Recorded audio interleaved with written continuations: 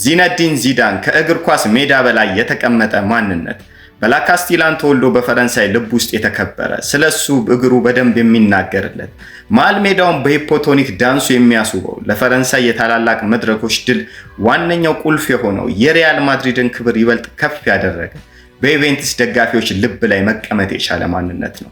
የቀድሞ የዩናይትድ አለቃ ሰር አሌክስ ፈርጉሰን ያለ ምክንያት ዚዳንና 10 እንጨቶችን ስጡኝ ሻምፒየንስ ሊግ ዋንጫ አመጣላቸዋለሁ አላሉ።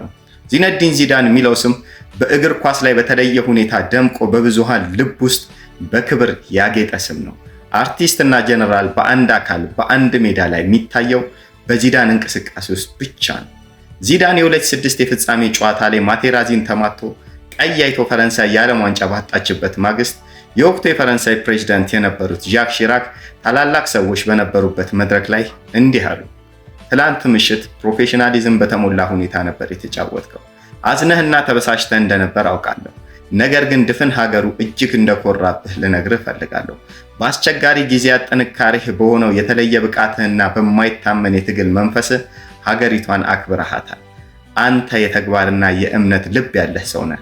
ፈረንሳይ የምታደንቅም የምትወድህም ለዚህ ነው ብለውለታል።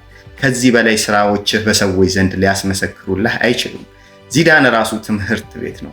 በአእምሮ ማሰብ፣ በትኩረት እንቅስቃሴን መከታተል፣ በምትፈልገው መንገድ የጨዋታን ፍሰት ማስኬድ ዚዳንን በመመልከት ትማራለህ።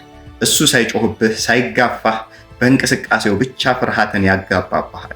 እግር ኳስን ካጣፈጡልን ቅመሞች መሃል ከፊት የሚቀመጠው ዚነዲን ያዚድ ዚዳን ልክ በዛሬዋ ቀን ነበር የተወለደው።